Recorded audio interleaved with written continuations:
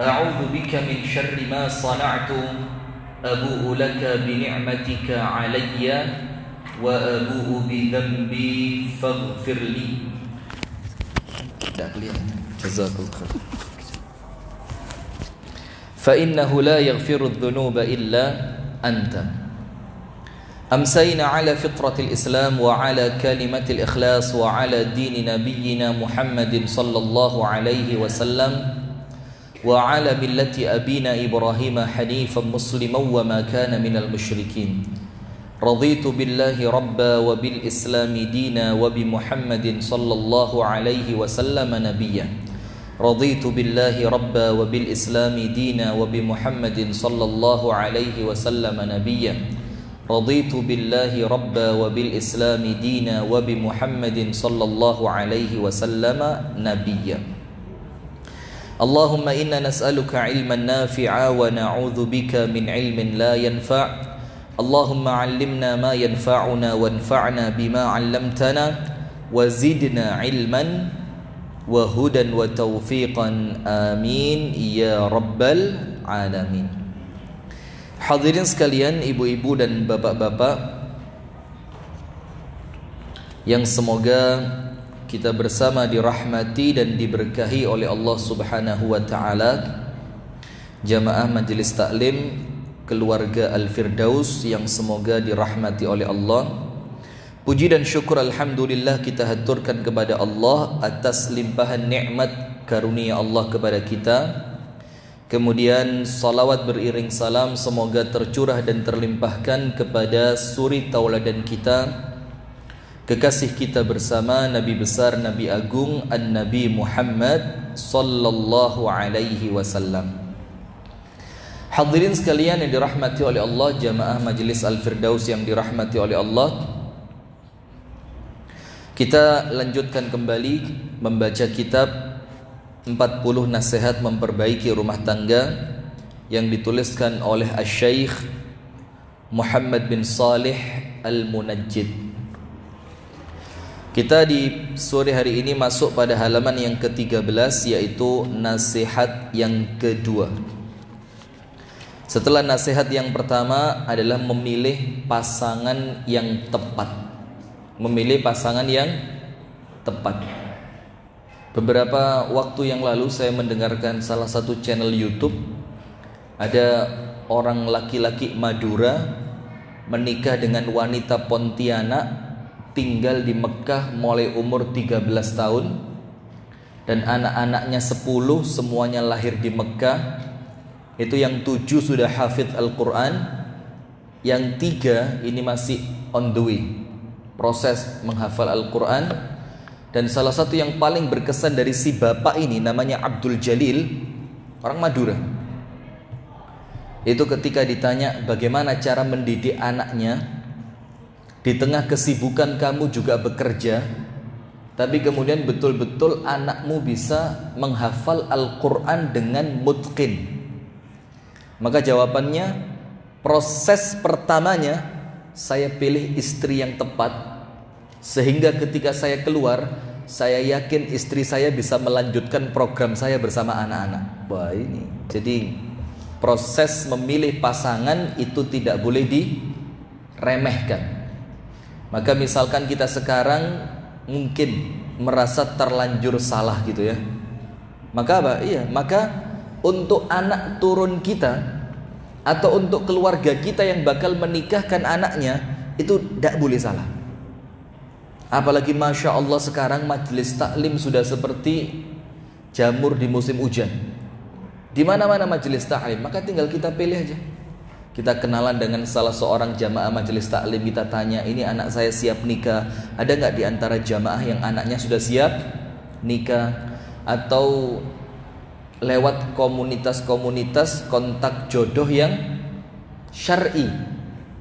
Kemarin juga kira-kira hari Ahad yang lalu, hari Ahad pekan lalu, saya khutbah nikah di Kecamatan Pare, orang Arab. Saya tanya sama si laki-lakinya itu, ya apa kok bisa sampai kenal? Ente di Pare, ente dapat orang dari Sampang Madura. Ternyata apa?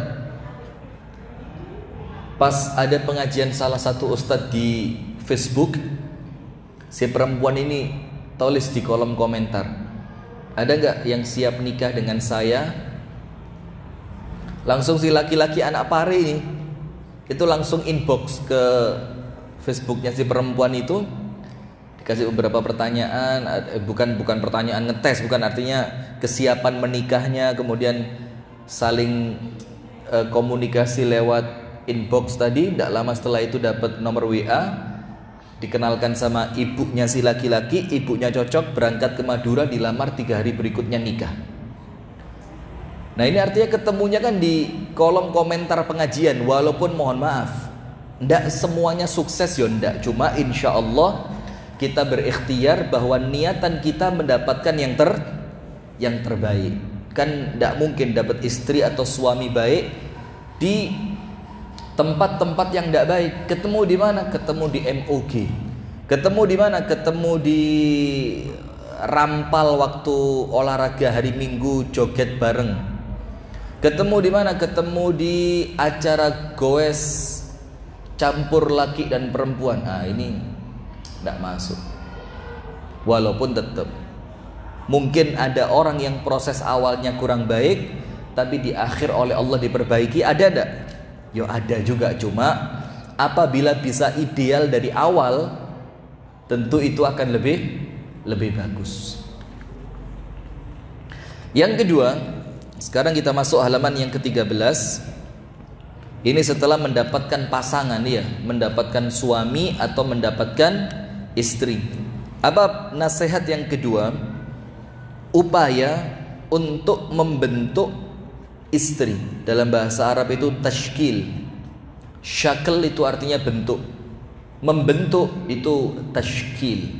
Jadi bagaimana kita membentuk istri? Kenapa yang disebut istri di sini? Karena kalau laki-laki kepala rumah tangga, dia yang membentuk. Tidak ada kemudian laki-laki dibentuk sama perempuan, kecuali memang laki-lakinya tidak ngerti opo-opo, perempuannya Masya Allah. Maka saat itu si perempuan yang mengarahkan siapa? Laki-laki. Cuma umumnya ini kita bicara yang ideal begitu ya. Maka pada nasihat yang kedua, ketika sudah berumah tangga, ayo sama-sama kita perbaiki pasangan kita. Dan maaf, tidak usah noleh ke pasangannya orang lain.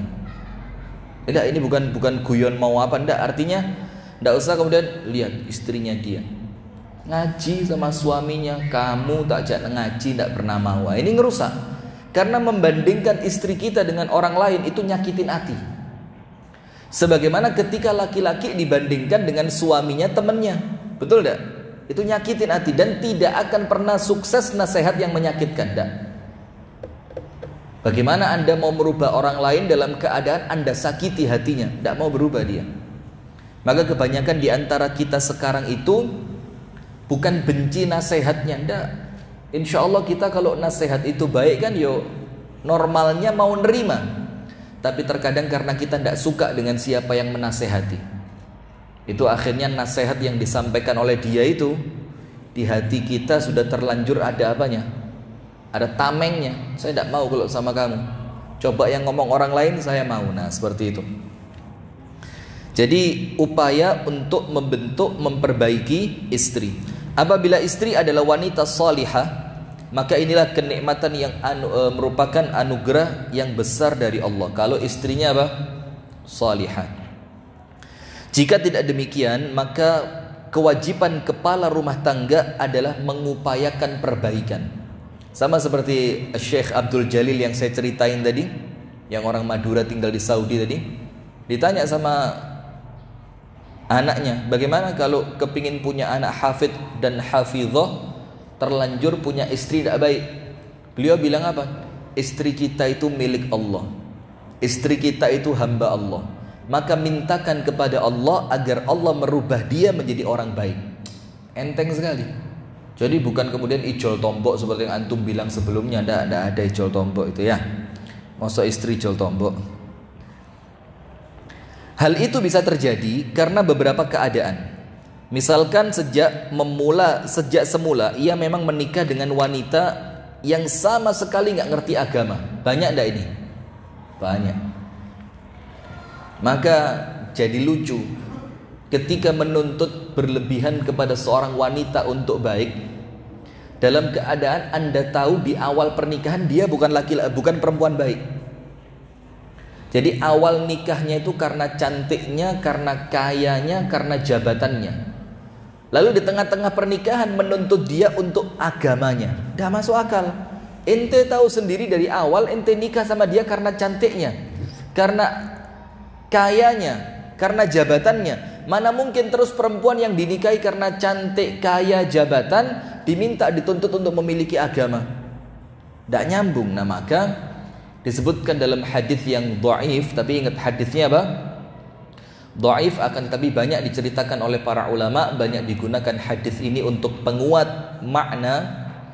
Disebutkan dari hadis Al-Imam At-Tirmidzi, dikatakan di sana, barang siapa menikah karena harta, maka Allah hilangkan hartanya. Barang siapa menikah karena rupa, maka Allah hilangkan ketampanan atau kecantikannya. Barang siapa menikah karena kedudukannya, maka Allah hancurkan kedudukannya. Tapi barang siapa yang menikah karena agama, abqallahu lahu dinah, Allah akan tetapkan agama itu untuknya. Jadi kalau menikah karena faktor agama, maka Allah yang jamin agama itu akan tetap baik untuk dia. Artinya agamanya perempuan atau laki-laki yang dinikahi tadi akan tetap baik sampai nanti akhir usia. Tapi kalau karena cantik, berapa lama? Karena tampan, berapa lama? Kalau cari yang cantik, akan muncul perempuan yang lebih cantik lagi. Kalau cari yang tampan, akan keluar nanti laki-laki lebih tampan lagi. Kalau menceraikan istri atau suami karena ketampanan atau kecantikan orang lain, ndak ono entei. Faham ndak ini? Ndak ada habisnya. Terus nanti kalau ada yang lebih cantik lagi, dicerai lagi. Nikah dengan yang lebih cantik, nanti ada yang lebih cantik lagi. Terus kapan mau bina rumah tangga ya? Padahal kadang-kadang cantik itu bukan prioritas utama. Banyak kisah dari Abu Dzar Al-Ghifari yang menikahi budak hitam. Maaf ya, ini bukan menghina beliau, tidak, tapi untuk gambaran bagi kita. Seorang budak perempuan berkulit hitam dan tidak rupawan, mukanya nggak cantik. Tapi perempuan itu zatudin, punya agama bagus. Setelah Abu Dzar menikah, beberapa tahun kemudian teman-temannya datang lagi. Ya Abu Dzar, ama akhadtal hasna, ndak kepingin tak kamu nikah dengan perempuan cantik? Loh ya ampun, laki-laki normal ditanya begitu. Ndak pengen nikah sama perempuan cantik. Maka Abu Dzar mengatakan, istriku yang sekarang kalian cela itu, hiyallati tuqidhuni idza nimt, dia yang bangunin saya kalau saya tidur malam untuk sholat. Wa hiyallati tudzakkiruni idza nasit, dan dia yang mengingatkan saya ketika saya lupa. Wa hiyallati tusyajji'uni idza dha'uft, dan dia yang menyemangatiku ketika aku lemah. Nah, ini yang kita butuhkan. Kemudian Abu Dzar mengatakan, wa in ra'aitumuha hina adkhalaha Allahul jannata la nadimtum annakum ma akhadtumuha. Kalau nanti kalian tahu bagaimana cantiknya rupa dia ketika Allah masukkan dia ke dalam surga, maka kalian akan menyesal kenapa bukan kalian dulu yang menikah sama dia. Jadi hitungannya itu bukan cantik dunia, tapi cantik akhirat. Berapa banyak orang cantik gregetno. Cantik gregetno sik lumayan, ono sing elek lu gregetno. Fokus. Sebaliknya laki-laki juga begitu ya. Wis elek, metesek, gaya tok, begetut. Memang awalnya ada seorang laki-laki yang menikah dengan perempuan yang dari awal dia tahu nol sama sekali agamanya. Karena kecantikannya mungkin nanti dia mengatakan, nanti habis nikah tak masukin majelis taklim Al-Firdaus. Iya lek mang. Lenda, iya lek berubah, lenda. Tak bisa. Sama seperti perempuan yang tak pakai jilbab. Ketika mau nikah, laki-lakinya wis kadung kepencut, laki-lakinya bilang apa? Tidak apa-apa, nanti ba'da zawaj wahajibha, saya kasih dia hijab.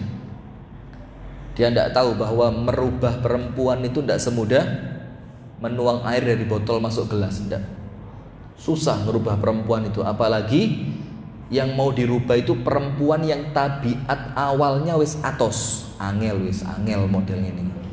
Angel ya, susah kalau sudah iya. Tak, karena ada memang sebagian manusia itu yang memang tabiatnya itu keras, tidak gampang dirubah. Yang dari awal sama sekali tidak memiliki agama, karena laki-laki tersebut dulunya memang tidak memperdulikan persoalan agama, tidak ngerti. Atau ia menikahi wanita tersebut dengan harapan kelak ia bisa memperbaiki. Jadi dari awal wis rusak, tapi punya harapan apa? Nanti bakal aku perbaiki. Atau karena tekanan keluarga, ada ndak? Ada. Wis pokok kamu harus nikah sama dia. Umi ndak ridho kalau kamu ndak nikah sama dia. Padahal perempuan yang mau Umi jodohkan sama dia itu perempuan yang ndak ngerti agama, begitu. Dalam keadaan seperti ini, ia harus benar-benar berikhtiar maksimal sehingga bisa melakukan perbaikan. Jadi dari awal wis rusak, itu maka laki-laki harus siap apa? Siap capek, siap ngenes, siap sabar, siap kecewa. Jadi yang dipertaruhkan terlalu besar untuk kemudian nikah dengan laki atau perempuan yang tidak beragama. Yang dipertaruhkan itu apa? Terlalu besar dibanding kenikmatan sesaat ketemu wong ganteng, ketemu wong ayu. Dan ganteng be ayu itu cuma faktor mata saja. Kalau mata ini kebiasaan delok wong ayu, delok wong ganteng, apa yang terjadi? Lihat istrinya, lihat suaminya welek. Tapi coba matanya ditundukkan, karena lihat rumusnya. Allah akan mencabut kenikmatan dari yang halal. Ini rumus, Anda tulis, penting ini. Allah akan mencabut kenikmatan dari yang halal ketika Anda mencari kenikmatan dari yang haram. Dan ini rumus. Rumah tangga Anda tidak mungkin bahagia kalau Anda mendapatkan kebahagiaan di luar rumah tangga dengan cara yang haram. Itulah kenapa salah satu di antara ciri rumah tangga yang menyenangkan itu apa? Itu menjadikan laki-laki dan perempuan itu kepikiran pulang terus. Itu ciri rumah tangga yang baik. Ciri rumah tangga yang baik, bukan kemudian ketika mau pulang wes kepikiran perang dulu. Waduh, gelut mana mari ini. Bahkan ada laki-laki yang sebelum pulang itu meng-create apa?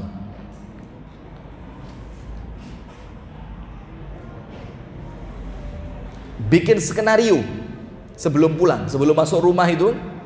Ini rumahnya tinggal 1/4 jam dari dia jalan naik mobil, tinggal 1/4 jam. Tapi berhenti dulu. Dia apa tadi saya bilang? Bikin skenario kebohongan. Enggak, aku ngomongin jam itu di omeng sapa ya? Terus metu nang di Manganawan. Karena apa? Karena wis rumah tangga yang tidak muncul kebahagiaan di sana. Sampai ketika mau pulang, itu yang muncul di sini gambaran apa? Gambaran jelek. Dan itu awalnya karena apa? Dia menikah dengan perempuan atau laki-laki yang salah. Sehingga rumahnya itu tidak menjadi magnet untuk dia pulang. Tidak. Coba kalau di rumah kita itu laki-lakinya soleh, dilihat mukanya Masya Allah nenangin hati. Ketika ada kesalahan dari istrinya diingatkan dengan cara yang baik. Kemudian di rumah tangga itu antara suami dan istri saling menjaga kemuliaannya masing-masing, saling menghormati kedudukannya masing-masing. Maka ketika Anda mau pulang, Anda ketika pulang itu bayangan rumah itu surga di sini. Baiti jannati. Nah, itu tidak mungkin muncul kalau dari awal itu kita memilih pasangan yang agamanya nol, tidak bisa. Suami juga harus memahami. Suami juga harus memahami dan menghayati dengan benar bahwa persoalan hidayah, petunjuk adalah haknya Allah Subhanahu wa taala. Allah lah yang memperbaiki, dan di antara karunia Allah atas hambanya yaitu Zakaria adalah sebagaimana yang Allah firmankan, wa aslahna lahu zaujah. Kami perbaiki istrinya Zakaria. Anda tahu gak tafsirnya ada dua. Yang pertama, istrinya Zakaria alaihi salam itu mandul sama Allah diperbaiki, akhirnya bisa punya anak. Faktor apa? Doa. Yang kedua, anna fi lisaniha tul. Istrinya Nabiullah Zakaria itu bibirnya panjang. Apa arti bibirnya panjang itu? Kalau orang tangan panjang artinya apa? Nyolongan. Kalau bibirnya panjang itu dalam bahasa Arab fi lisaniha tul. Mulutnya panjang, bibirnya panjang itu artinya kathratul kalam. Banyak omong. Sama Allah diperbaiki, ngomongnya tidak baik sama Allah diperbaiki, lisannya kasar sama Allah diperbaiki, akhirnya apa? Dia baik. Dan Nabi Zakaria tidak mendiamkan, tapi memperbaiki dengan apa? Doa dan nasihat. Dan kami perbaiki istrinya, kata Allah dalam surah Al-Anbiya ayat 90. Perbaikan itu baik berupa perbaikan fisik maupun agama. Kenapa perbaikan fisik dimasukkan? Loh, penting, Pak. Maka memasukkan istri ke salon penting enggak? Istri, penting enggak suami ngantar Anda ke salon? Penting enggak? Ikhtalafal ulama. Ini ulamanya Al-Firdaus beda pendapat. Penting belikan krim malam, krim siang, krim dapur, krim kamar mandi, krim kamar tidur, beliin semua. Sampai gak ada waktu kecuali pakai krim terus. Oh, ini sudah masuknya siang, pakai. Oh, masuknya dapur, pakai. Oh, masuknya kamar tidur, pakai. Akhirnya ruwet gara-gara apa? Krim. Tapi penting itu. Maka memperbaiki apa? Fisik maupun agama. Karena mohon maaf, perempuan dan laki-laki yang sekarang menjadi pasangan kita, itu perempuan dan laki-laki yang mata kita paling banyak jatuh ke mukanya dia. Maka kalau secara fisik tidak kita perbaiki, di antara makna mensyukuri nikmat itu dengan apa? Menjaga. Menjaganya bagaimana? Dirawat. Kalau memang sampai dianggap perlu datang ke salon, masuk salon muslimah. Kalau sampai dianggap perlu senam muslimah, ayo senam muslimah. Tapi harus jauh dari musik, jauh dari instruktur laki-laki, jauh dari pandangan mata yang bukan mahram. Dan ini kadang-kadang berat. Kalau mau ibu-ibu kan jerit-jerit terus kayak musik. Jadi ikut senam itu suruh teriak, woi. Terus kayak musik sudah. Maupun perbaikan agama. Abdullah ibnu Abbas mengatakan, dahulunya, ini tafsir dari Abdullah bin Abbas. Ada kitab tafsir judulnya Al-Miqbas fi tafsiri Abdullah ibni Abbas. Jadi tafsir Al-Miqbas itu isinya tafsirnya Abdullah bin Abbas. Dan keren, kenapa? Karena Abdullah bin Abbas ini mulai kecil sama Rasul didoakan menjadi ahli tafsir. Allahumma faqihhu fid din wa'allimhu at-ta'wil. Ya Allah, jadikan dia ngerti agama dan ajarkan kepadanya ilmu takwil atau tafsir. Maka Abdullah bin Abbas menafsirkan apa? Itu kita terima. Maka Abdullah bin Abbas mengatakan, dahulunya istri Nabi Zakaria itu mandul, tidak bisa melahirkan. Maka Allah memperbaikinya, menjadikannya bisa melahirkan. Kemudian Atha ini muridnya Abdullah bin Abbas. Jadi Abdullah bin Abbas itu punya banyak murid ahli tafsir. Ikrimah, Mujahid, Atha. Itu yang terkenal. Apa dikatakan oleh Atha? Dan tentu Atha itu mendapatkan tafsir ini dari siapa? Gurunya, yaitu Abdullah bin Abbas. Dia mengatakan sebelumnya istrinya Nabi Zakaria itu panjang lisan. Seperti yang saya bilang tadi ya, ngomongnya banyak dan kasar. Dan hati-hati, rumah kita ini tidak boleh ada teriakan di sana, tidak boleh. Bikin peraturan, tidak boleh teriak. Ngomongnya harus pelan. Sampai Siti Khadijah radhiyallahu taala anha itu ketika dikasih salam dari Allah melalui malaikat Jibril, itu dibilang apa? Wa abshirha bi baitin fil jannati la sakhabun fiha wala nasab. Kasih berita gembira untuk Khadijah, satu istana di surga yang di dalamnya tidak ada capek karena Khadijah sudah capek di dunia, dan tidak ada kebisingan karena Khadijah senantiasa menjaga telinganya Nabi untuk tidak berbicara bising. Masya Allah. Jadi balasan sesuai dengan apa? Amalan. Maka capek kita, rumah kita itu jerit-jeritan, bapak jeriti anak, ibu jeriti bapak, capek. Tidak boleh ada di rumah kita. Rumah itu bikin suasana apa? Hudu, yang tenang. Kalau mau ngomong orangnya jauh, deketin. Kalau yang mau diajak ngomong sedang tidur, bangunin dulu. Tidak perlu, hai, wes sopo, ayo datangi. Tidak ada itu. Deketin, kerujukan banyu di kupingnya. Lebih parah ya. Dengan cara yang baik. Nah, maka nasihat yang kedua apa? Kalau ternyata yang masuk ke rumah kita suami atau istri yang terlanjur tidak baik, maka harus ada upaya ikhtiar untuk apa? Memperbaiki. Sekarang ditunjukkan di sini beberapa cara memperbaiki. Nomor 1, memperhatikan dan meluruskan berbagai macam ibadahnya kepada Allah. Ini poin pertama. Karena tidak mungkin akhlaknya baik kalau tidak diawali dari ibadah yang baik. Maka yang diperbaiki pertama kali apanya? Ibadahnya.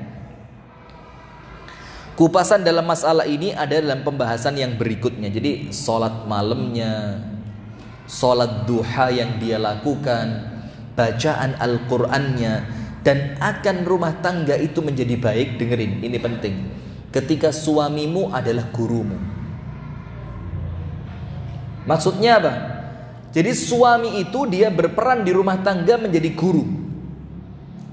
Maka hormatnya istri kepada suami bukan karena dia sekedar suami saya, tapi dia juga siapa? Dia juga guru saya. Ini penting. Jadi yang pertama, meluruskan apa?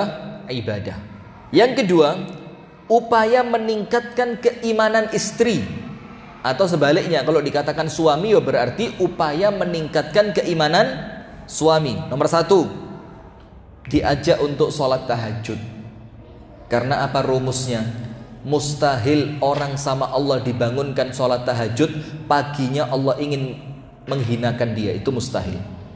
Kalau Allah ingin menghinakan manusia, Allah tidak akan beri dia kesempatan sholat malam. Artinya kalau orang sama Allah dibangunkan untuk sholat tahajud, yakin besoknya Allah mau memuliakan dia. Karena tidak nyambung antara tahajud dan kehinaan, itu tidak nyambung. Dan tidak pula nyambung dihalangi dari tahajud kemudian mulia, tidak nyambung. Maka bangunkan istri atau suami untuk sholat tahajud. Masih paham hadisnya kan? Hadis yang romantis banget. Allah akan merahmati seorang laki-laki yang bangun malam sholat sunnah, kemudian dia bangunkan istrinya. Kalau istrinya enggan untuk bangun, dipercikkan air ke wajahnya, kemudian mereka sholat berdua. Masya Allah. Dan sebaliknya, Allah akan merahmati seorang wanita yang bangun malam sholat sunnah, kemudian selesai dia bangunkan suaminya. Kalau suaminya enggan untuk bangun, dipercikkan air ke wajahnya, kemudian mereka sholat berdua. Suaminya dirahmati, istrinya dirahmati. Rumah tangganya bagaimana? Bagaimana rumah tangganya? Gini. Maka Pak, ayo kerja keras dikit supaya rumah tangga kita baik. Salah satu cara kerja kerasnya itu bangun malam. Rasulullah bangunin istrinya enggak? Bangunin istrinya. Dan dalam sebagian riwayat, Rasul itu membangunkan istrinya untuk sholat tahajud ketika Rasul akan sholat witir. Artinya malam tersisa betul-betul sedikit menjelang subuh, istrinya dibangunkan untuk sholat witir. Kenapa tidak dibangunkan dari awal? Rasul ngerti Pak, perempuan itu capek. Dan kita laki-laki ini sok di luar, wah ini sumpek wes kesel, di embong macet segala macam, kesel. Anda tidak tahu perempuan lebih capek di rumahnya. Perempuan itu ruang depan dibersihin, ruang tengah kotor, ruang tengah dibersihin, dapur kotor, dapur bersih, balik ruang ngarep rusuh maneh. Apalagi yang anaknya masya Allah ya kelebihan gizi. buyu, mencolot kono, mencolot kini. Itu baru bersih-bersih, belum masak. Masak selesai, belum lagi dulang anak, sing anak sik perlu didulang. Belum lagi nanti cucian. Oh, musim hujan begini, bau juga. Orang sing gak garing sampai apek. Dan itu yang disalahin siapa? Istri. Maka boleh dan baik nyariin teman untuk istri, bersih-bersih rumah itu bagus. Pembantu. Jadi kalau memang punya duit, cari pembantu. Supaya apa? Istri itu sedikit diringankan bebannya. Karena rata-rata gayanya suamiku kepingin terima mateng. Mulai anak wis rapi kabeh, makanan siap, rumah bersih, tempat tidur rapi. Mas, ini bukan surga, Mas. Ini sawu jajar. Lelek jaluk ngono terus, be. Istri tanya, "Kok niku lu ngeki opo nang aku?" "Aku ki di omahe abahku koyo ratu, di omahmu dadi babu." Loh. Ada yang sampai begitu ada. Maka kalau memang bisa mendatangkan pembantu ke rumah, tapi hati-hati loh, Pak. Banyak rumah itu ketika kemasukan pembantu itu awal masalah di situ. Apalagi pembantunya perempuan dalam keadaan umurnya masih umur yang 30, 36, 35, 40, masih bahaya itu. Ada satu ustadz di Surabaya yang kami kenal, anaknya 4, suami sibuk di luar, istri sibuk di rumah, mereka berdua komit tanpa pembantu. Kenapa? Karena mereka yakin masuknya pembantu itu mempengaruhi pendidikan anak, mempengaruhi pandangan suami, mempengaruhi pahala yang didapatkan oleh istri. Banyak pengaruhnya, maka mereka komit tidak pakai pembantu. Tapi kalau dirasa perlu, hukumnya mubah, tidak apa-apa. Sebagaimana sebagian istri Rasulullah, mereka memiliki apa? Budak untuk membantu pekerjaan mereka. Tapi justru anaknya tidak dikasih. Siapa dia? Fatimah radhiyallahu taala anha. Sampai tangannya rusak untuk ar-raha. Raha itu menghaluskan gandum. Bangunin untuk sholat tahajud. Ini penting. Ayo, Anda kepingin bahagia kan? Bahagia itu tidak gratis, Pak. Bahagia itu tidak gratis, harus kerja keras. Kerja keras. Yang kedua, membaca Al-Quran Al-Karim. Istrinya diajak ngaji. Kalau yang bisa ngaji istrinya, suaminya diajak ngaji. Bukan pengajian begini. Baca apa? Mushaf. Kenapa begitu? Lihat hadisnya.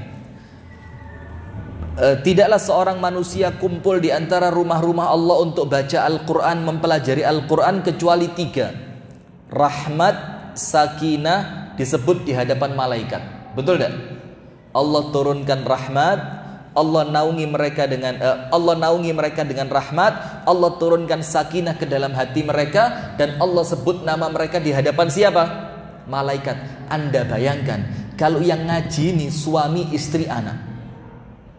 Mereka semuanya, suaminya dirahmati Allah, dimasukkan sakinah, istrinya dirahmati Allah, dimasukkan sakinah, anak-anaknya dirahmati Allah, dimasukkan sakinah. Maka ketika penghuni rumah tangga itu adalah orang-orang yang semuanya dirahmati dan diberi sakinah oleh Allah, tidak ada sumpek-sumpek di rumah, tidak ada. Ngaji, tidak usah pakai musik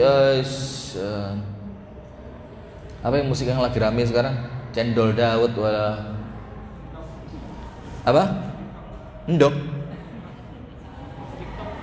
TikTok ada TikTok syar'i ada. TikTok syar'i, ibu-ibu pakai jilbab besar terus TikTokan itu. Dibilang TikTok syar'i. Itu jilbabmu yang syar'i bukan TikToknya ya. Itu malah merendahkan jilbab itu. Nah sudah, baca Quran, baca Al-Quran. Anda tahu rumahnya Abu Hurairah. Itu tidak berhenti orang ngaji di rumahnya. Jadi di rumahnya Abu Hurairah itu 3 orang. Ibunya, budak perempuan milik ibunya, dan Abu Hurairah. Itu dalam 24 jam dibagi 3. Ngaji 8 jam gentenan. Bayangin, rumah tangga kita kapan ngajinya? ILC tidak berhenti. Debat antara politikus ini sama politikus itu nambah apa buat Anda? ILC itu tidak menyelesaikan masalah, Pak. ILC itu hanya memberi ruang untuk orang menyampaikan pendapat yang dia yakini benar. Dan kita dibikin gendeng sama ILC. Ketika kelompok A ngomong, oh iya betul ya. Nanti ketika kelompok B yang ngomong, loh ini ya bener, masuk akal ini. Tidak pinter Anda, dibikin semakin apa? Bingung. Baca Al-Quran. Yang ketiga, menghafalkan zikir dan doa pada waktu dan kesempatan tertentu. Wabil khusus zikir pagi petang. Tidak boleh kelewatan. Mana orang yang kepingin rumah tangganya baik, tidak masuk sihir ke sana, tidak masuk gangguan dari jin ke sana, tidak masuk gangguan perempuan lain ke sana, tidak masuk gangguan laki-laki genit ke sana, tapi rumah tangganya tidak pernah dipakai zikir pagi dan petang. Tidak bisa. Saya pernah cerita kan, seorang ulama di Saudi cerita, Syekh Al-Munajjid cerita, ada rumah tangga, suami istri keluar, tinggal anak perempuan. Anak perempuannya diincar sama pembantu dari Bengali, Bangladesh. Dikatakan ngomong sama pembantu perempuan yang dalam rumah, kalau tuan kita pergi ente ngomong sama anak. Anak suka sama anak perempuannya tuan kita. Ketika di calling sama pembantu perempuan, tuan laki-laki pergi keluar kota, tuan perempuan pergi jauh, bakal tidak balik lama. Sudah masuk si laki-laki itu ke kamar perempuan, kamarnya terbuka, ketika dia mau masuk terdorong, mendal, pintunya tidak ditutup. Nyoba kedua mendal, nyoba ketiga mendal, walhasil dia takut, dia tobat, tuannya pulang, dia minta maaf. Terus minta apa? Ini tuan, kok begini? Dibilang sama tuannya apa? Tidak pernah di rumahku sekalipun lepas dari zikir pagi dan petang. Maka Allah yang jaga. Fadhkuruni azkurukum. Ingatlah sama aku, kata Allah, dalam zikirmu maka aku ingat kepada kalian. Nah, ingatnya Allah ini Pak, itu apa? Artinya apa? Ingatnya Allah, penjagaan, berkah, rahmat, sakinah, ampunan. Jadi zikir pagi dan petang. Yang keempat, menganjurkannya banyak sedekah, terutama perempuan. Apa Rasul katakan? Ya nisa al-mu'minat, wahai perempuan-perempuan mukminah, tasaddaqna, banyaklah kalian bersedekah. Kenapa? Fa inni ra'aitukunna aktsara ahlin nar, karena aku melihat kalian adalah penghuni neraka yang paling banyak. Sedekah. Sedekah itu nolak bala. Dan salah satu bala yang kita tolak, bala yang akan turun kemana? Ke rumah tangga kita. Dan hati-hati, anak kita sekarang Pak diincer setan. Kalau bapak ibunya tidak rajin sedekah, anaknya tidak dijaga sama Allah. Dalam surat Al-Kahfi ingat, Khidir jalan dengan siapa? Musa. Ada tembok mau roboh, sebelumnya Khidir masuk ke kampung minta makan, tidak dikasih makan. Akhirnya temboknya diberdirikan. Nabi Musa protes, kalau kamu mau dapat duit dari memberdirikan tembok tadi, duitnya bisa kita buat beli makan. Apa kata Khidir? Enggak, ini perintah Allah. Kenapa aku berdirikan tembok itu? Tembok ini milik dua anak yatim yang di bawahnya ada harta peninggalan dari bapaknya, dan Allah kepingin supaya harta itu untuk mereka yatim berdua. Kenapa sampai Allah repot jaga ini hartanya anak yatim? Allah bilang apa? Wa kana abuhuma salihah, karena orang tua mereka dulu adalah orang tua yang saleh. Ini dalil bahwa kesolihan orang tua menjadikan anaknya sama Allah dijaga. Ada ucapan para salaf dalam kitab Min Akhlaqis Salaf, dikatakan seorang laki-laki gemar sholat sunnah. Ketika dia punya anak, sholat sunnahnya ditambah. Terus istrinya tanya, kenapa kok ditambahi sholat sunnahnya? Suaminya bilang apa? Sholat sunnah yang sebelumnya untukku, tambahannya untuk Allah menjaga anakku. Jadi semua itu tidak ada yang gratis Pak, bayar sama Allah. Dalam tanda kutip ya. Jadi kalau kepingin anaknya dijaga, bapaknya yang capek. Lah kepingin anaknya dijaga, bapaknya mancing. Mancing masalah lagi. Mancing janda di rumah tetangga. La haula wala quwata illa billah. Jadi apa? Menganjurkannya banyak sedekah, karena sedekah itu tolak apa? Tolak bala. Tolak bala. Yang berikutnya, yang kelima, membaca buku Islam yang bermanfaat. Nah, maka di rumah kita harus ada perpustakaan kecil, ya ada. Isi buku-buku yang ringan-ringan saja, tidak usah politik Islam di era munculnya PKI. Kaboten. Apa Anda mau baca itu apa? Mau jadi apa? Presiden? Mau nyalon wali kota? Modalnya berat. Duit itu 30 miliar. Mana 30 miliar? 30.000 abot ya kadang-kadang ketok kadang-kadang hilang. Ngantong 30.000 belum mulai kok kari 16 yo. Koyoke gak tuku apa-apa. Mulai mikir, oh iya tukang parkir. Dek perapatan tuku tahu. Terus roto ato mandeg Indomaret tuku Aqua. Iya lho. 30.000 belum mulai kari 16 bingung tak gawe apa. Lah ini apalagi 30 miliar duitnya sapa, Pak? Sudahlah kalau punya duit sebanyak itu lebih bagus buat wakaf. Wakaf itu cara untuk mengembangkan harta paling praktis. Wakaf. Anda tahu gontor kan? Jadi kalau dibandingkan hartanya gudang garam dengan hartanya gontor tidak sebanding. Jauh lebih banyak hartanya gontor. Dalam keadaan gontor nggak berbisnis. Dan gontor salah satu pondok berkualitas dengan harga paling murah. Salah satu. Istri saya khirij min gontor, keluaran gontor. Adik ipar saya keluaran gontor. Dan banyak guru-guru saya lulusan gontor. Sistem pendidikannya Pak tidak berubah. Seakan-akan dia itu sudah punya sistem yang wis mateng. Jadi tidak perlu dites-tes lagi. Dari awal berdiri sampai sekarang gontor ya itu gontor. Melbu NU, metu NU, melbu Muhammadiyah, metu Muhammadiyah. Tapi apa? Mereka mendidik generasi yang stabil luar biasa. Disiplinnya, kekuatan mentalnya, keberaniannya gontor banget. Nah sekarang kalau Anda hitung, saya pernah baca artikelnya. Jadi hartanya gontor itu berlipat-lipat dibanding gudang garam sekarang. Padahal gudang garam berbisnis, gontor apa? Bukan bisnis pendidikan, murni wakaf untuk pendidikan. Luar biasa. Maka kalau punya duit 30M, nggak usah nyalon lah. Ya iso dadi menang, iso dadi kalah. Lek kalah iso gendeng sampean metu celana jeroan tok ya, Bang. Kan ndak lucu. Jamaah Al-Firdaus masuk koran. Kenapa? Gagal nyalek. Aduh. Harus ada perpustakaan kecil. Yang harus ada apa? Tulis nomor 1 kalau bisa ya, Tafsir As-Sa'di. Nomor 2, kitab hadits Arba'in Nawawi dengan penjelasan. Terserah milih penjelasannya siapa, syarah itu ya. Yang ketiga, Riyadus Shalihin, dan kalau mau satu lagi Bulughul Maram. Wis papat ae lek. Dianggap itu karena memang buku itu tidak murah Pak ya. Buku itu cukup mahal. Maka yang pertama Tafsir As-Sa'di. Kalau punya Ibnu Katsir lebih bagus. Yang kedua Hadits Arba'in Nawawi dengan penjelasan. Yang ketiga kitab Riyadus Shalihin. Yang keempat kalau Anda butuh beli Bulughul Maram, hadis tentang hukum-hukum ibadah. Bagaimana tata cara sholat. Itu bagaimana caranya? Bikin satu waktu di keluarga kita moco. Istri duduk, anak duduk, bapak duduk. Ayo baca gantian, muter. Apalagi kalau sekedar Arba'in Nawawi, Anda tidak perlu menjelaskan Pak, sudah ada penjelasannya di bukunya, betul tidak? Sudah ada syarahnya. Syarahnya Syekh Utsaimin, syarahnya Syekh Abdurrahman bin Nasir As-Sa'di, syarahnya Imam Nawawi, sudah ada. Karya apa? Tinggal baca.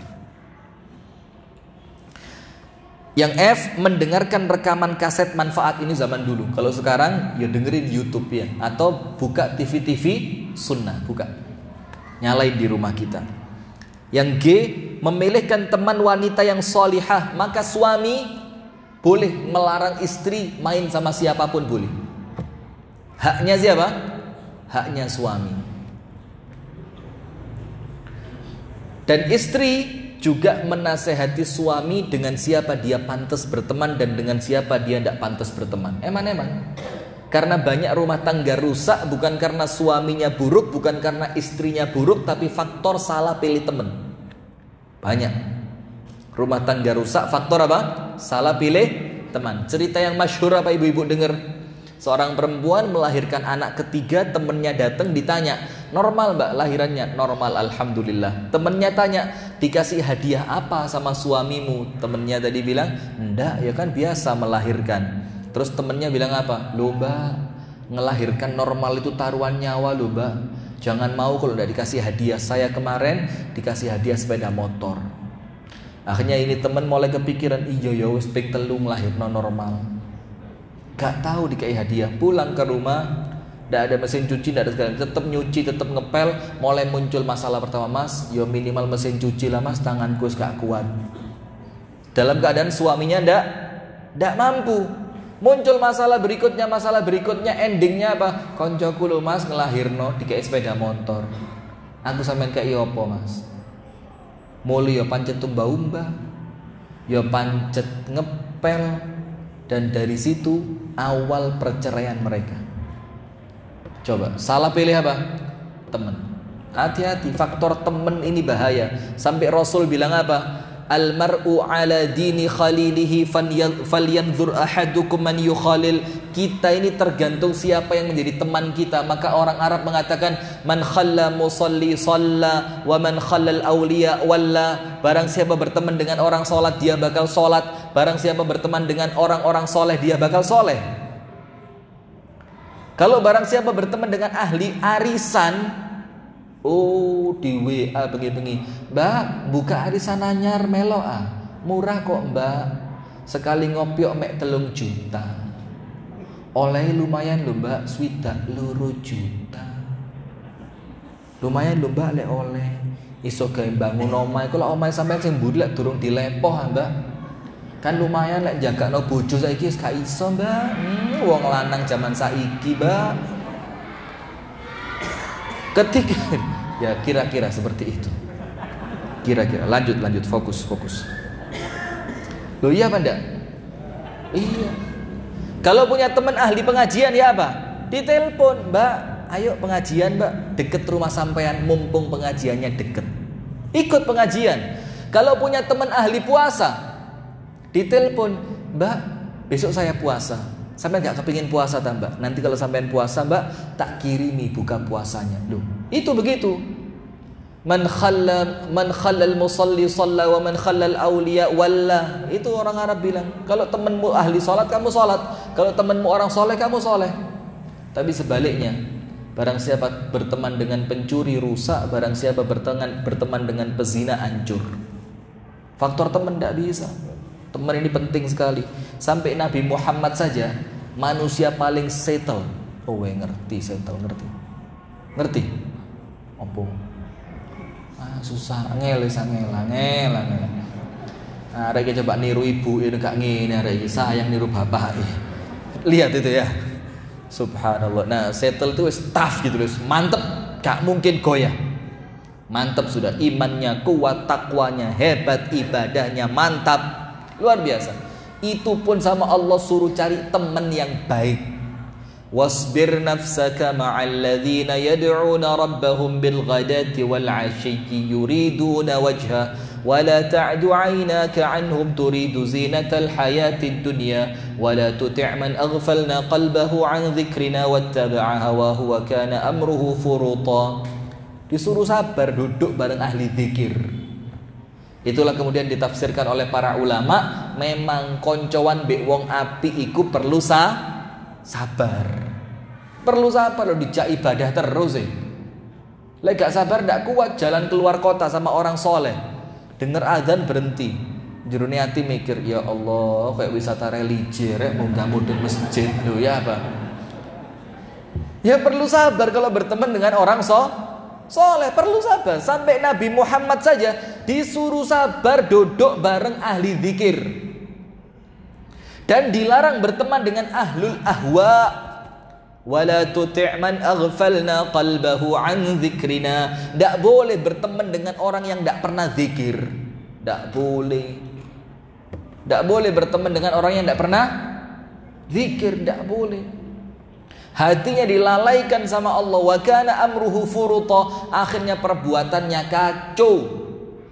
Maka orang itu dikatakan dalam hadis, disebutkan dalam kitab Riyadhus Shalihin oleh Al-Imam An-Nawawi, la ya'kul ta'amaka illa taqi, jangan sampai memakan makananmu kecuali orang yang bertakwa. Artinya apa? Kalau Anda ngundang orang dan undangannya terbatas, diutamakan orang yang takwa untuk mendatangkan keberkahan atas kehadiran mereka di rumah kita. Wala tusahib illa mu'mina, dan jangan menjadi teman karibmu kecuali orang yang beriman. Sampai dikatakan berteman dengan orang baik misalnya seperti berteman dengan penjual minyak wangi. 3 kemungkinannya baik. Kamu dikasih cuma-cuma, kamu beli sesuatu yang baik darinya, minimal mambu ambu sing wangi. Artinya kalau temenan sama orang baik, kemungkinan terburuknya baik. Artinya apa? Gak mungkin ditusuk dari belakang. Tapi kalau berteman dengan orang buruk seperti peniup apa? Pandai besi. 2 kemungkinannya dua-duanya jelek. Bisa jadi bajumu terbakar. Artinya apa? Katut melbun rokok. Kemungkinan kedua minimal mencium aroma yang tidak sedap. Di antara maknanya apa? Anda jadi omongane wong iku lho koncone lho kayak ngono. Atau apa? Kalau Anda tidak ada, Anda tidak aman dari lisannya. Ini berteman dengan orang buruk. Nah, yang repot kalau berteman dengan orang buruk yang masuk ke rumah tangga kita. Nah, itu rusak nanti. Maka memilihkan teman wanita yang baik. Ya, bagaimana caranya? Kumpulkan di majelis-majelis taklim semacam ini. Yang berikutnya menjauhkannya dari segala keburukan dan pintu masuknya. Misalkan apa? Menjauhkannya dari kawan-kawan yang tidak baik serta tempat yang lingkungan buruk sama. Jadi jangan boleh ikut kelompok-kelompok senam yang tidak kena. Ini pintu masuk keburukan. Jangan boleh ikut-ikutan goes dengan perempuan-perempuan yang tidak ngerti bagaimana nutup aurat dengan sempurna. Jangan boleh ikut kelompok-kelompok arisan yang di dalamnya omongannya itu kotor dan jujur. Perempuan kalau kumpul dibanding laki kumpul, jorok perempuan. Laki-laki kalau kumpul paling ngomongnya bal-balan Lionel Messi, Cristiano Ronaldo segala macam, Arema winginane kalah, itu toh. Ya ada sedikit yang jorok ada. Tapi kalau perempuan yang tidak ngerti agama kumpul, itu yang dibicarakan apa? Kotor. Maka jangan boleh. Kalau istri kita ngotot, gampang Pak, cari istri yang lain. Lihat, Anda jangan habiskan waktu hidup dengan orang yang salah.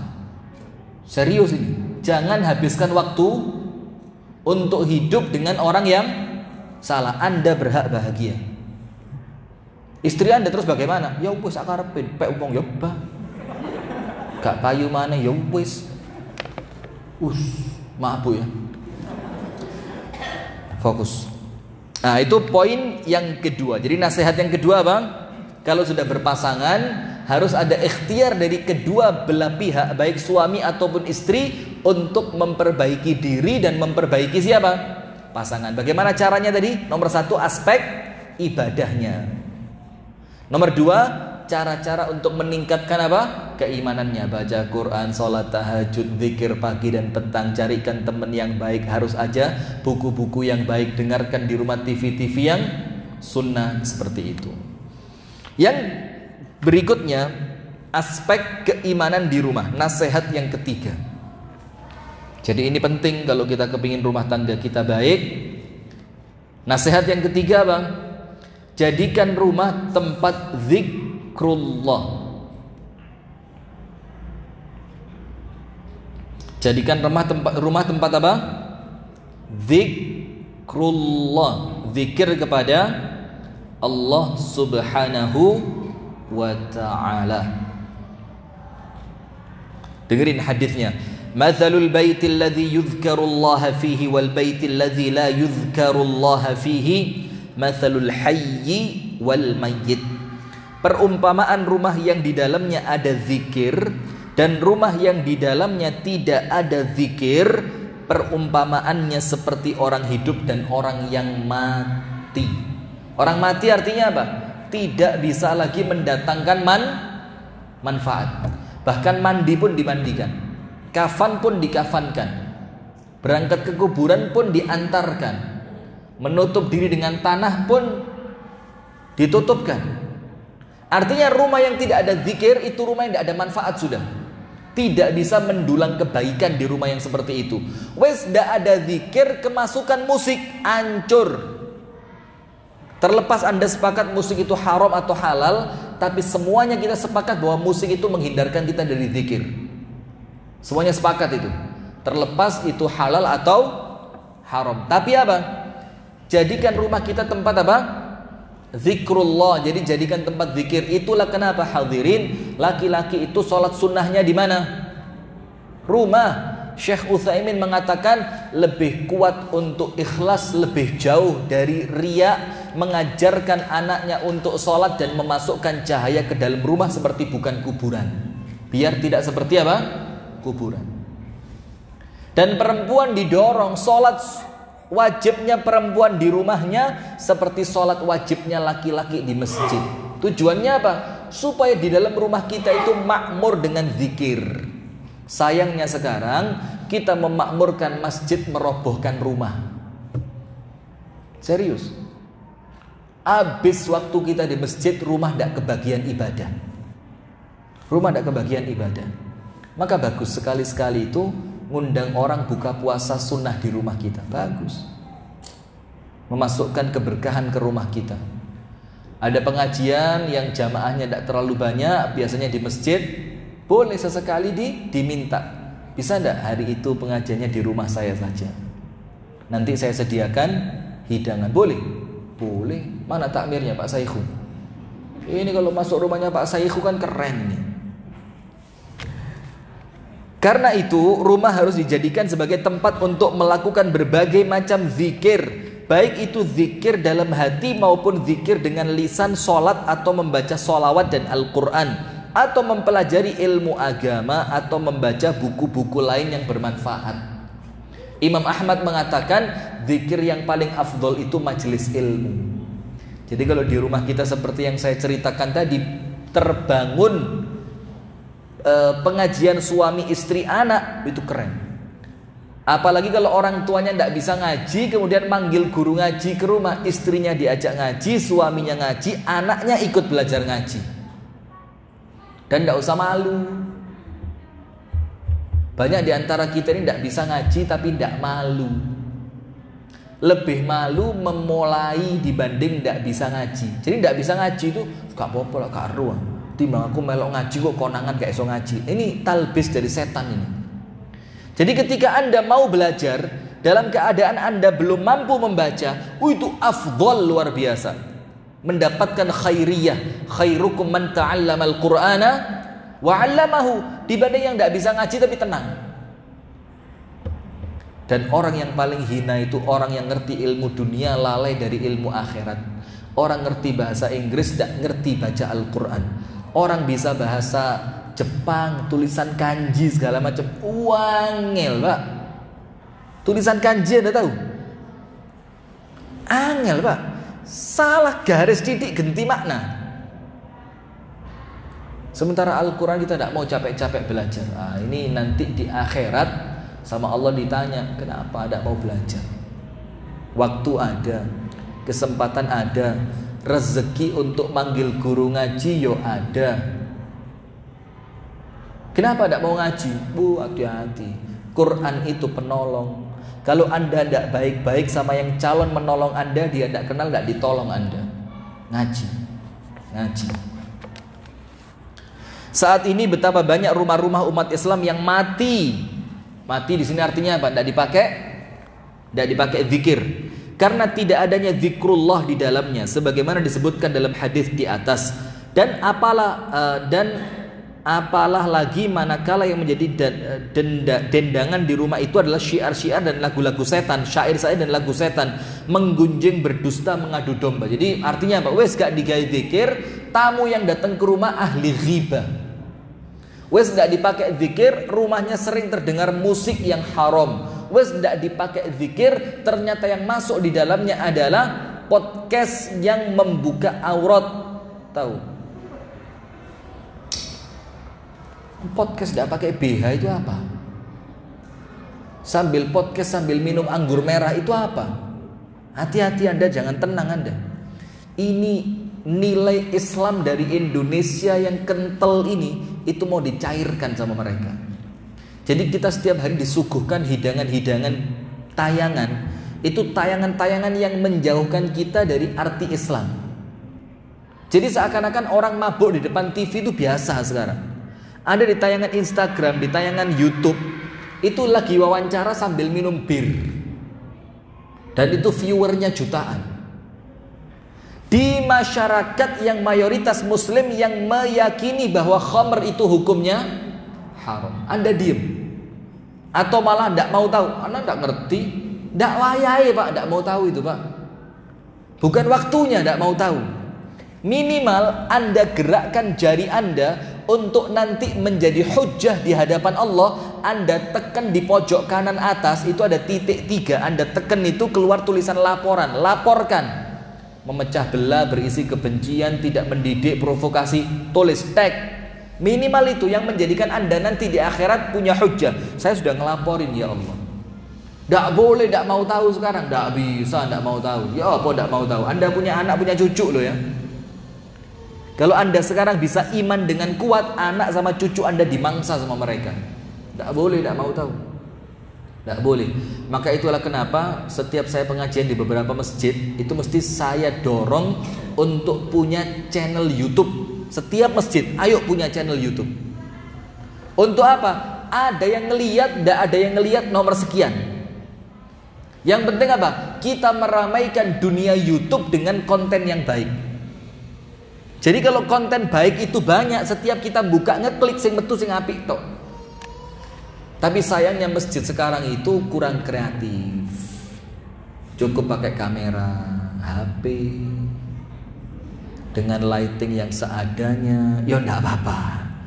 Enggak apa-apa ya, cuma kalau lebih bagusan lebih afdol gitu. Maaf Pak Saikhu ya. Apalagi jika rumah-rumah itu penuh dengan kemaksiatan dan kemungkaran seperti apa? Ikhtilat, campur baur laki perempuan. Saya ingetin, mohon maaf betul. Ini di keluarga kami tidak lazim, cuma sekarang mulai lazim gara-gara banyak tamu-tamu yang sakjane tidak ngerti. Maaf ya, begini. Kalau tamu laki tidak lazim perempuan yang nganterin minuman, tidak lazim. Tapi di tempat kita lazim apa tidak? Tamunya suami, laki-laki, istrinya nganter minuman. Tidak lazim. Itu nanti terjadi apa? Ikhtilat di rumah kita. Maka dihindari yang semacam itu. Jangan sampai ada kemaksiatan di rumah kita. Tabarruj, pamer kecantikan dan perhiasan di antara kerabat yang bukan mahram. Ini lebaran. Ruwet. Lebaran itu ruwet. Kita ini tidak terima tamu di warah sombong. Terima tamu saudara yang belum ngerti Islam dengan benar, masuk ngerusak mata anak kita. Ya Bu, solusinya bagaimana? Bagaimana solusinya? Ada solusinya. Idul Fitri di Mekah Al-Mukarramah. Selesai urusan. Solutif kan? Dadi wong ki mbok yo sing solutif. Selesai, tidak ada tabarruj, tidak ada orang tamu masuk ke rumah kita sambil rokokan. Bayangin rumah kita tidak pernah kemasukan asap rokok. Tamu datang Idul Fitri, apa Pak? Sehat Pak? Iya baik, mak khotib dawa era lek khutbah. Mentolo. Ngelebokno rokok nang tenggorokane. Ini rumah kita tidak pernah kemasukan asap rokok.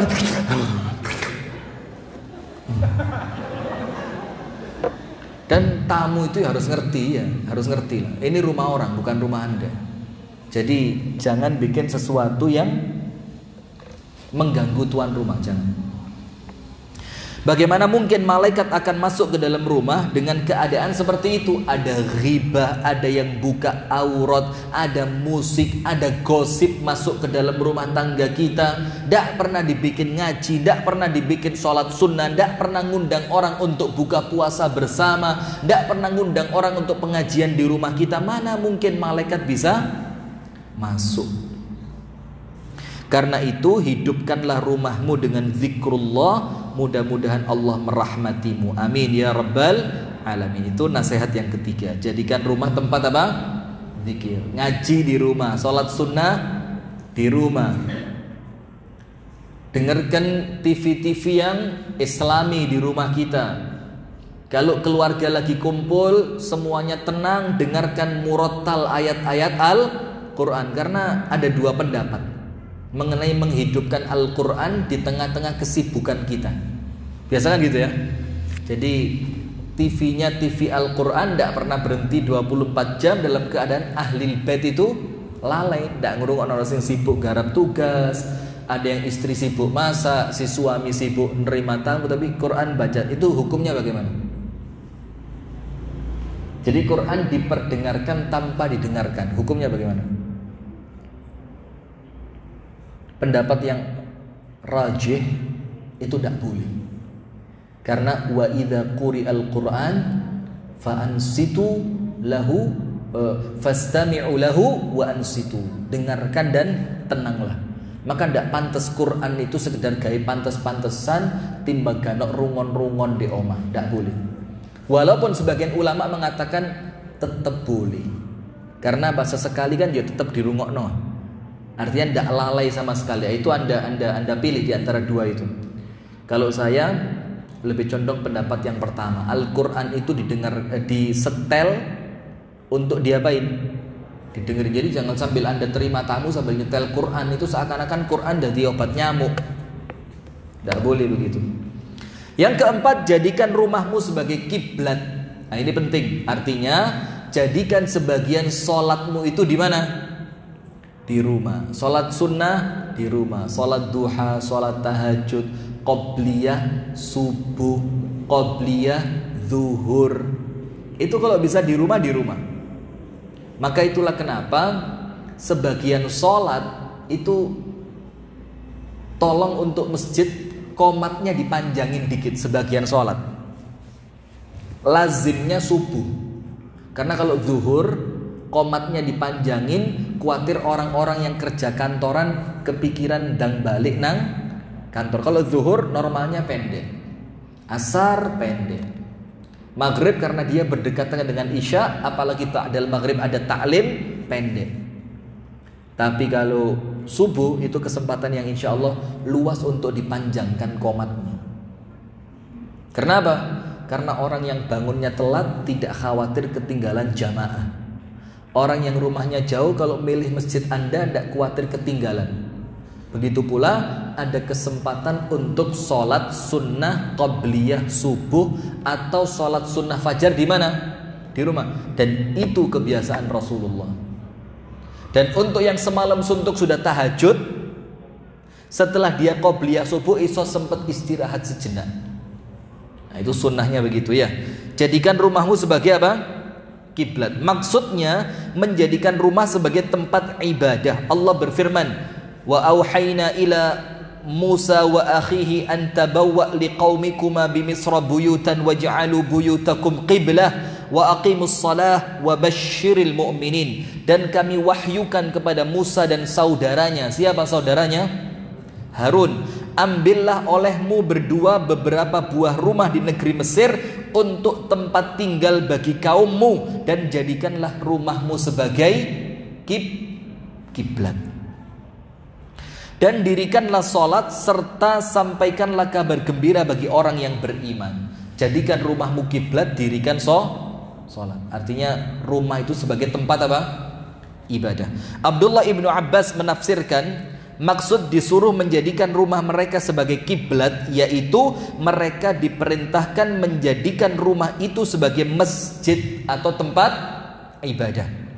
Al-Imam Al-Hafidh Ibnu Katsir berkata, hal ini seakan-akan ketika siksaan dan tekanan Fir'aun beserta kaumnya semakin menjadi-jadi, maka mereka disuruh untuk memperbanyak sholat sebagaimana firman Allah. Jadi kalau kan ini Mesir ceritanya, Musa dan Harun, kan Fir'aun menyiksa Bani Israel, disiksa, maka Allah suruh mereka untuk wis akeh-akeh tinggal di omah, dadekno omahmu tempat ibadah. Ayatnya apa? Ya ayyuhalladzina amanu ista'inu bis-sabri was-salat.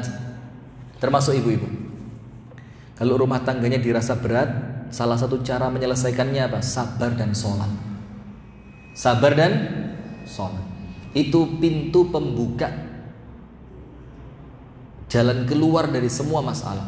Sabar dan sholat. Sebagian ulama mengartikan sabar itu puasa. Jadi mintalah tolong kepada Allah dengan apa? Puasa dan sholat. Maka rumah tangga yang sedang bermasalah, treatmentnya salah satunya apa? Banyakin puasa, banyakin sholat. Banyakin puasa, banyakin sholat. Insya Allah masalah selesai. Karena apa? Allah itu tidak nyuruh kita menyelesaikan masalah, tidak ada. Allah nyuruh kita bertakwa, nanti masalah Allah yang selesaikan. Dan takwa itu salah satunya apa? Ya sholat, ya puasa. Wa may yattaqillaha yaj'al lahu makhraja. Sayangnya takwa di rumah kita tipis. Ini suasana gelap sekali, kayak mau maghrib aja, tidak enak ya.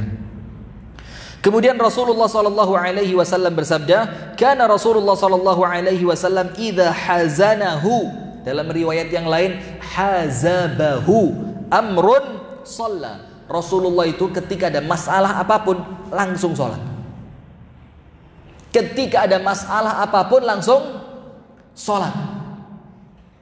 Karena Rasul tahu sholat ini pembuka jalan keluar. Jadi ada berita begini, sholat dulu. Sholat dulu. Istri saya awal tahu sesuatu tentang saya, kaget dia. Masuk dapur, panci Indomie lempar, gelanang. Panik dia. Saya datengin, saya suruh masuk kamar mandi, saya suruh wudhu, saya suruh sholat. Setelah sholat, rada adem diri tapi saya abot. Tapi sholat. Kalau dibiarkan di dapur, itu bukan panci tok yang mencelat. Bisa jadi kepala saya mencelat juga itu. Suruh sholat. Suruh apa? Sholat. Anda suami juga sama. Ada masalah berat, keluar surat pemecatan, sholat. Wasta'inu bis-sabri was-shalah. Apabila beliau mendapatkan suatu masalah yang berat, suatu kesulitan, suatu problem, apa yang Rasul lakukan? Rasulullah langsung sholat. Langsung sholat. Sholatnya sholat apa? Ya sholat sunnah 2 rakaat, sholat sunnah mutlak. Hal ini menegaskan betapa pentingnya ibadah di rumah, terutama dalam waktu-waktu lemah dan tertindas. Seperti ini sekarang. Maaf ya, pemerintah kita sekarang gak ngurungokno blas, tuli bisu buta. Sholat di rumah, sholat, zikir, ibadah, puasa. Demikian pula dalam beberapa kesempatan manakala umat Islam tidak mampu menampakkan sholat mereka di hadapan orang kafir. Jadi ada masa-masa di mana kita dilarang sholat di masjid. Misalkan pemerintahannya itu pemerintahan yang betul-betul jahat, sampai tidak boleh ada syiar di masjid. Maka saat itu perbanyak sholat di rumah. Dalam hal ini kita juga perlu mengenang kembali mihrabnya Maryam. Ini keren. Banyak kisah dalam Al-Quran, berita gembira itu turunnya di tempat sholat. Banyak kisahnya. Zakaria ketika istrinya dikatakan hamil, pas Zakaria ngapain? Ibadah. Maryam mendapatkan makanan musim dingin di musim panas, makanan musim panas di musim, tahu kan ceritanya? Ketika Zakaria masuk kaget, anna laki hadza? Maryam, dapat dari mana semua ini? Tidak ada orang masuk ke tempat kamu, tempat ibadahmu tertutup, tidak ada lubang untuk orang masukin makanan, kamu dapat makanan. Dan yang lebih mengherankan bukan sekedar Maryam dapat makanan, tapi yang hebatnya apa? Buah-buahan musim panas Maryam dapatnya di musim dingin. Buah-buahan musim dingin Maryam dapatnya di musim panas. Maryam nabi atau bukan? Bukan. Sampai nabi kaget. Anda lihat, orang yang bukan nabi bikin nabi kaget. Sampai Zakaria bingung. Oh, apa ini? Dapat dari mana? Anna laki hadza. Dan itu di mana? Fil mihrab. Mihrab itu tempat apa?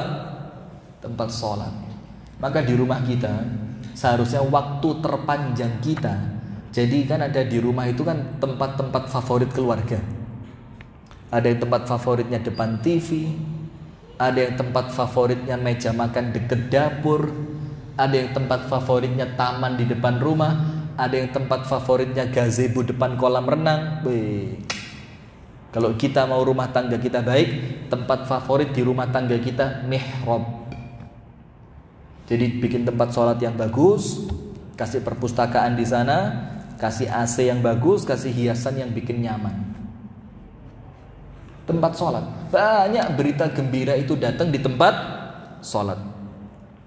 Maka ketika menceritakan mengenai Maryam, kullama dakhala 'alaiha Zakaria al-mihraba wajada 'indaha rizqa. Setiap Zakaria masuk menemui Maryam di tempat sholatnya, Zakaria melihat di sisinya Maryam ada apa? Ada makanan. Para sahabat juga memperhatikan masalah sholat di dalam rumah mereka selain sholat fardu di masjid. Sebuah kisah di bawah ini menarik sebagai pelajaran. Dengerin kisahnya. Dari Mahmud bin Ar-Rabi al-Ansari bahwasannya Itzban bin Malik, dia adalah salah seorang sahabat Rasulullah yang ikut serta dalam perang Badar. Itzban bin Malik dari kaum Ansor, Al-Ansari. Dia datang kepada Rasul lalu berkata, "Ya Rasulullah, pandanganku telah menipu." Artinya matanya apa? Matanya mulai tidak jelas. Tapi aku tetap sholat bersama kaumku. Apabila turun hujan, mengalirlah air di lembah yang memisahkan antara aku dan mereka. Artinya antara aku dan masjid, tempat aku sholat bersama mereka.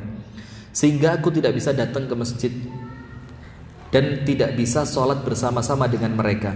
Aku sangat ingin, wahai Rasulullah, jika engkau datang kepadaku dan sholat di dalam rumahku, sehingga aku menjadikannya sebagai tempat sholat. Jadi sahabat itu kepingin Rasul masuk ke rumah mereka, kemudian sholat sunnah. Nanti tempatnya Rasul sholat ini menjadi tempat mereka untuk sholat berikutnya. Contohnya Anas bin Malik, ingat gak?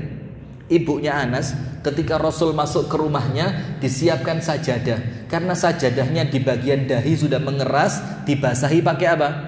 Air biar dia lunak. Ketika Rasul sholat, lalu Anas bin Malik bilang apa? Setelah Rasulullah pulang, maka tempat itu yang dipakai oleh ibuku sholat. Artinya mereka itu punya kebiasaan ada tempat sholat di mana? Di rumah mereka. Kita enggak ya.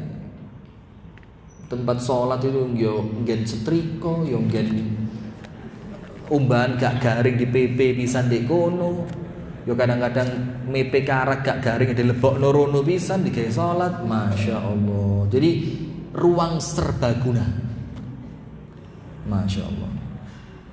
Maka dia kepingin Rasulullah sholat di rumahnya yang nanti tempat itu akan dijadikan sebagai tempat sholat. Ia berkata, maka Rasulullah bersabda kepadanya, akan aku lakukan insya Allah. Itzban berkata, maka berangkatlah Rasulullah dan Abu Bakar ketika siang nampak meninggi. Maka Rasulullah meminta izin, lalu aku mengizinkan beliau, artinya untuk masuk ya. Jadi ini sunnah kalau mau masuk rumahnya orang, tidak boleh langsung ujuk-ujuk masuk, tapi apa? Izin dulu. Dan kalau ngetuk pintu rumahnya orang, Pak Bu sekalian, jangan ngadep ke dalamnya. Jadi ini pintu, di sini pintu. Anda ketuk, lalu Anda miring ini. Nyimpang, jangan pas di depan pintu, miring kanan atau miring kiri. Supaya apa? Ketika yang bukain tadi pintunya dibuka, ternyata ada perempuan belum nutup aurat, Anda tidak kelihatan. Itu sunnahnya begitu. Kalau kita gak didep lawangi wong. Dok. Bapak mono?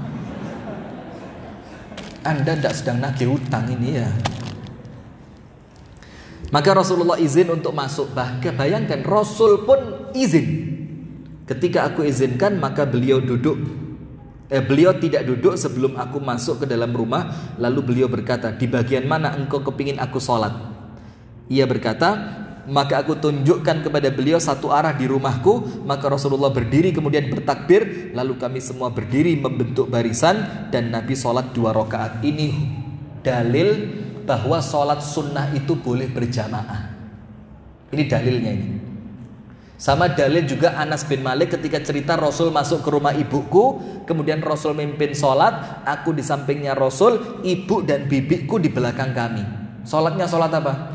Sunnah. Kalau sholat wajib tidak mungkin di situ kan. Rasulullah sholat wajibnya di mana? Ini dalil bahwa sholat sunnah boleh berjamaah.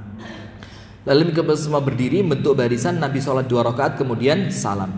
Dalam memetik pelajaran dari hadis di atas, Ibnu Hajar berkata, di situ terdapat pelajaran agar kita menggunakan tempat tertentu untuk mengkhususkannya tempat sholat di rumah.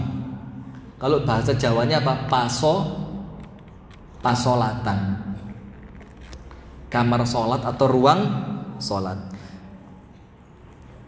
Adapun larangan untuk menjadikan tempat tertentu dalam masjid adalah hadis Abu Dawud, dan jika ia tidak melakukan untuk riya atau yang sejenisnya. Menjadikan tempat tertentu dalam rumah untuk sholat bukan berarti menjadikan tempat tersebut sebagai wakaf. Enggak, bukan berarti ini diwakafkan. Enggak, tetap rumah Anda.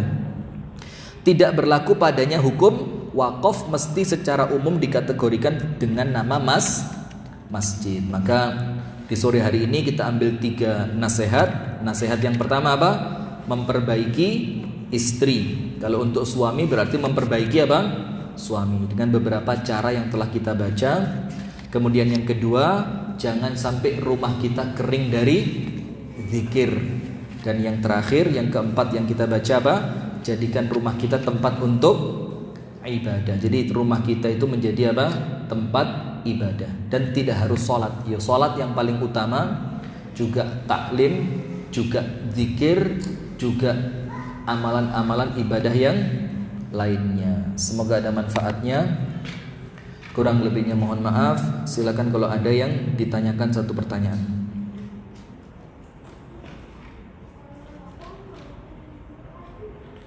Kalau tidak ada, kita cukupkan sampai di sini. Kita tutup dengan doa kafaratul majlis. Nanti malam jangan lupa ada live di Sayap Dakwah TV. Untuk bapak-bapak penting, untuk ibu-ibu lebih penting. Judulnya Selingkuh Itu Indah. Jam 8. Pukul 20.00. Buka channel YouTube Sayap Dakwah TV. Judulnya apa? Selingkuh Itu Indah. Saya mau tambahin banget, takut saya. Itu aja udah cukup bikin kontroversi ya. Apalagi tambahin selingkuh itu indah banget, itu tambah nemen nanti ya. Subhanakallahumma wa bihamdika asyhadu an la ilaha illa anta astaghfiruka wa atubu ilaik. Assalamualaikum warahmatullahi wabarakatuh.